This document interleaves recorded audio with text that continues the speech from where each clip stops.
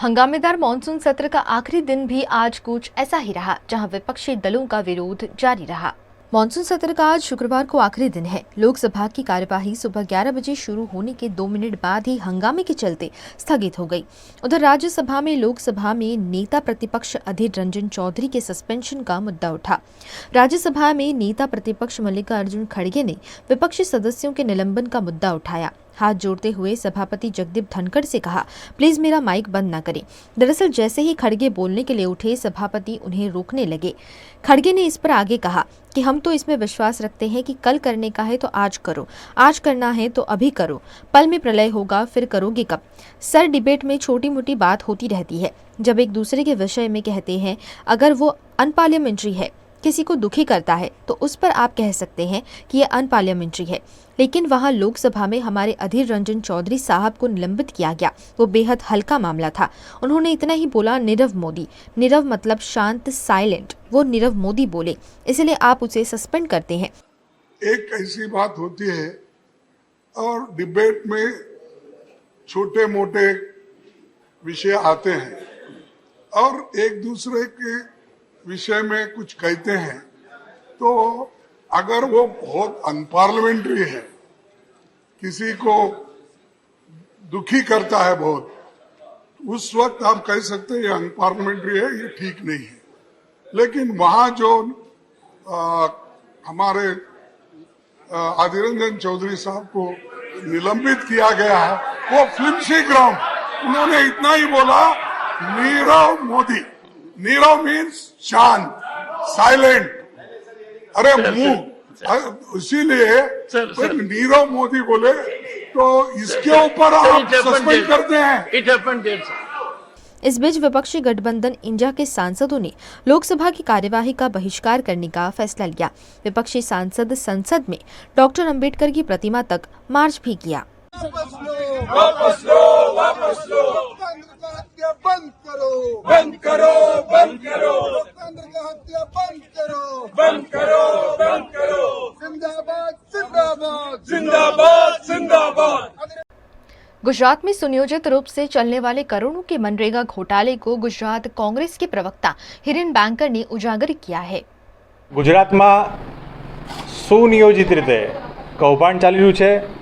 करोड़ों રૂપિયાનું આ કૌભાંડ, અને જે યુપીએ સરકાર દરમિયાન જે લોકોને, જે ગ્રામ્ય વિસ્તારના લોકોને રોજગાર પૂરી પાડવા માટેની એક એક્ટ એટલે કાયદો બનાવવામાં આવ્યો।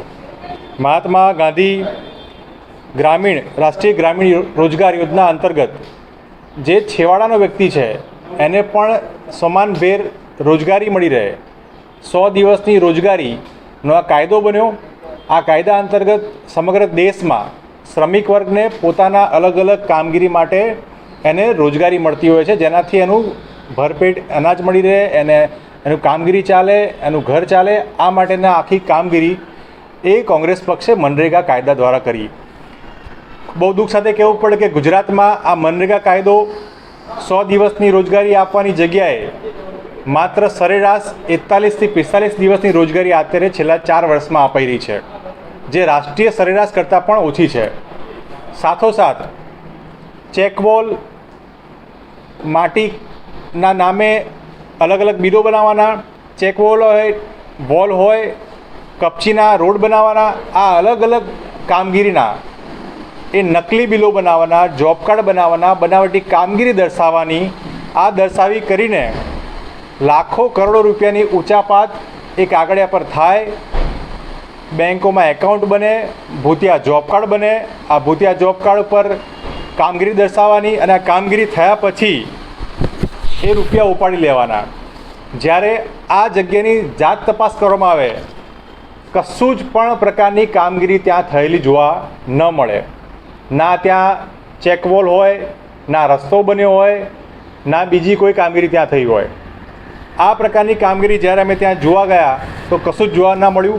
वधारे विगत चेक करता मात्र एक ज पंचमहाल जिल्लाना शहरा तालुकानी एक ज गाममां 6 अलग अलग सर्वे में आ प्रकारना लाखों रुपयाना बिलो बन्या। अंदाजित 40 लाखथी वधुना बिलो त्यां मात्र कागळ पर कामगीरी दर्शावीने बनाववामां आव्या। एक ज जग्याए ચેકવોલની કામગીરીના બિલ બને, 6 મહિના પછી એ જ જગ્યાએ વોલ બનાવવાની કામગીરીના બિલો બને, અને આ તમામ બિલોમાં જે પ્રકારના અલગ અલગ સર્વે આપણે જોવા મળે, આ સર્વે પર એક જ જગ્યાએ વોલની કામગીરી, એક જ જગ્યાએ રસ્તો બનાવવાની કામગીરી, આ અને હકીકતમાં ત્યાં તમે જોવા જાઓ તો સંપૂર્ણ મેદાન જોવા મળે, એના સિવાય તમને ત્યાં કશું જ જોવા મળે નહીં. આ પ્રકારના પાકા બિલો પાસ થઈ ગયેલા, આ બિલો રજૂ છે આપણી સાથે.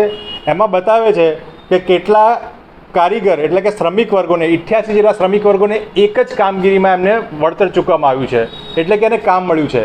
હવે આ ભૂતિયા જોબ કાર્ડ કયા છે?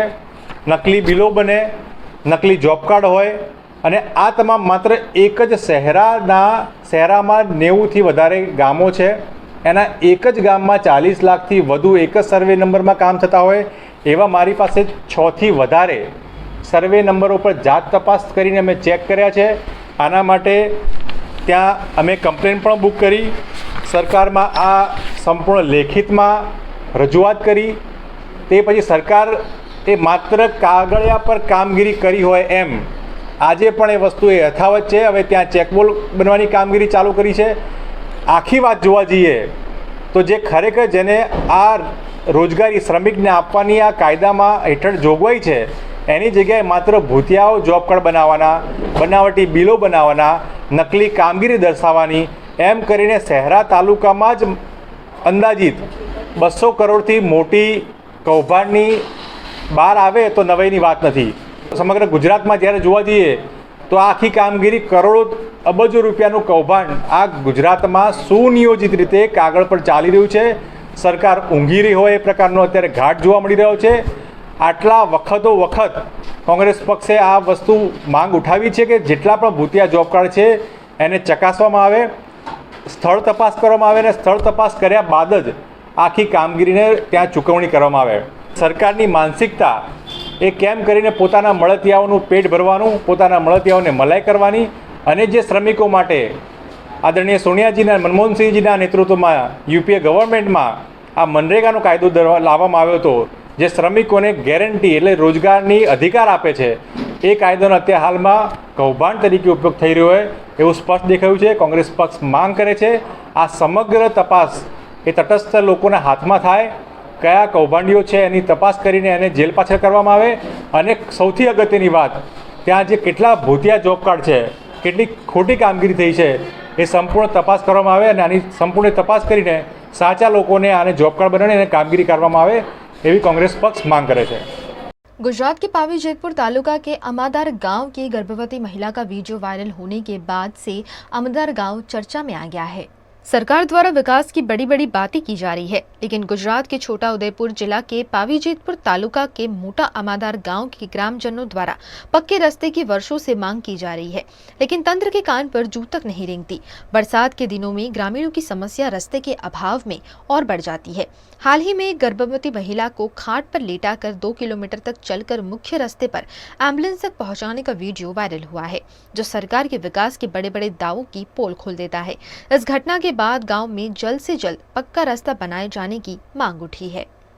हमारे यहाँ वचला फड़ियाની અંદર ઇમરજન્સી કેસ માટે જે ડિલિવરીનો કેસ હોય કે આ તે રસ્તો અંદર ગાડી જતી નથી, એના માટે અમારે અહીંથી ખાટલામાં ઉચકીને લાવવું પડે.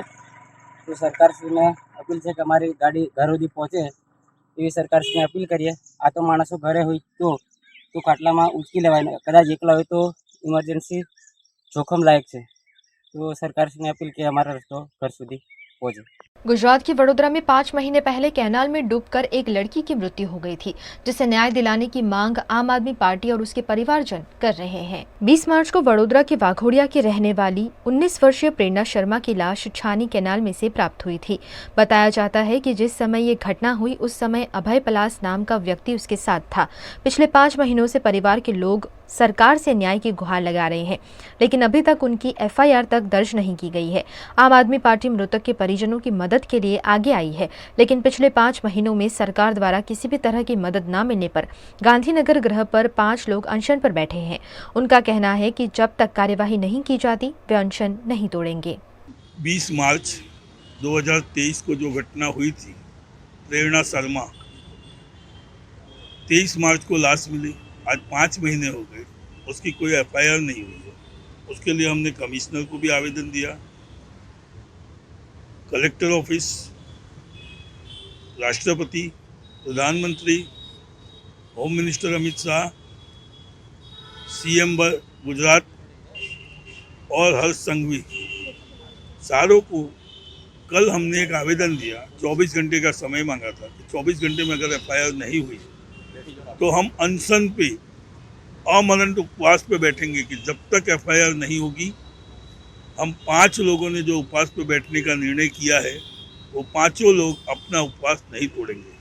हमें पता है पुलिस यहाँ आएगी, हमें उठा के ले जाएगी, ज़बरदस्ती खाना खिलाने की कोशिश करेगी, लेकिन उसके बाद भी हम अभी से जब तक उसकी एफआईआर नहीं होगी तब तक खाना पानी सब कुछ निछावर करके और लड़की के लिए न्याय मांगते हैं।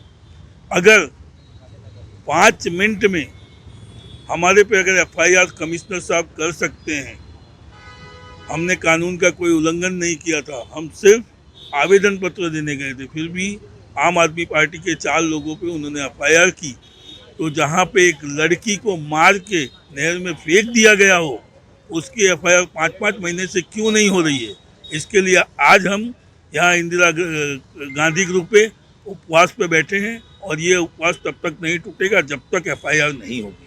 5 महीने से मेरी बहन का मर्डर हो गया। इसके बाद 5 महीने से हम लोग धक्का खा रहे हैं पुलिस वालों की। बहुत कोशिश की, फिर हम लोग इनके साथ कमिश्नर ऑफिस गए, उन्होंने नहीं सुना। उसके बाद कलेक्टर ऑफिस गए, उनसे हमने 24 घंटे का टाइम लिया था, लेकिन फिर भी उन्होंने कुछ नहीं किया। उसके बाद मेरी बहन के न्याय के लिए इन्होंने उपवास रखा है और जब तक मेरी बहन को न्याय नहीं मिल जाएगा ये लोग हमारे साथ थे और मुझे अपनी बहन के लिए न्याय चाहिए। राज्यसभा के सांसद संजय सिंह और दिल्ली के मुख्यमंत्री अरविंद केजरीवाल की गुजरात हाईकोर्ट में सुनवाई मामले सेशन कोर्ट द्वारा रिवीजन अर्जी रिजेक्ट की गई है। गुजरात हाईकोर्ट में आज राज्यसभा के सांसद संजय सिंह और दिल्ली के मुख्यमंत्री अरविंद केजरीवाल की हाईकोर्ट में सुनवाई मामले सेशन कोर्ट द्वारा रिवीजन अर्जी रिजेक्ट कर दी गई थी, जिसके विरोध में संजय सिंह और अरविंद केजरीवाल की तरफ से उनके वकील हाईकोर्ट में गए थे, जिसकी आज हाईकोर्ट में सुनवाई की गई। इस मामले उनके वकील ने बताया कि आज कोर्ट द्वारा नोटिस दी गई है जिसमें राहत की मांग की गई है। अन्य एक मैटर भी इन लोगों के खिलाफ मेट्रो कोर्ट में भी चल रही है।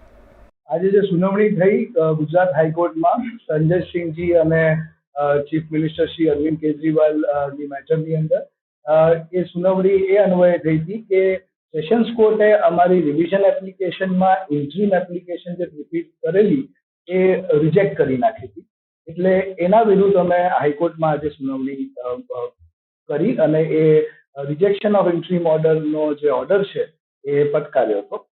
કોર્ટે આજે સુનાવણી કરી અને મેટરમાં નોટિસ કાઢી છે અને હવે મેટ્રો કોર્ટની અંદર પણ આજે જ મેટર છે, એટલે ત્યાં જોઈએ હવે શું થાય છે। વચગાળાની રાહત જે કોર્ટ પાસેથી અમે માંગી હતી એ રિજેક્ટ કરી છે। અત્યારે આ તબક્કે ખાલી નોટિસ ઇસ્યુ કરી છે અને આજે જ મેટ્રો કોર્ટમાં મેટર છે, એટલે હવે ત્યાં જઈને એટલે આ જ વિરોધાભાસ છે અને એ જ કન્સર્નિંગ છે અને એ જ વસ્તુ અરજૂ કરવામાં આવી આજે ઓનરેબલ હાઈકોર્ટ સામે કે જ્યારે મેટ્રો કોર્ટની પાસે ઇસ્યુઅન્સ ઓફ વેલેબલ વોરંટ માટે પ્રેસ કરવામાં આવે છે ગુજરાત યુનિવર્સિટી દ્વારા અને નોટિસ મળે 11 દિવસ થયા હોય સેશન્સ કોર્ટની, તે છતાંય ગુજરાત યુનિવર્સિટી જેની પાસે પેનલ ઓફ એડવોકેટ્સ હોય એ આવીને એવી રિક્વેસ્ટ કરે છે કે અમને 20 દિવસ બીજો આપો એડવોકેટ રોકવા માટે, તો એ બહુ કન્સર્નિંગ છે ને એટલે જ અમને સ્ટે મળવા પાત્ર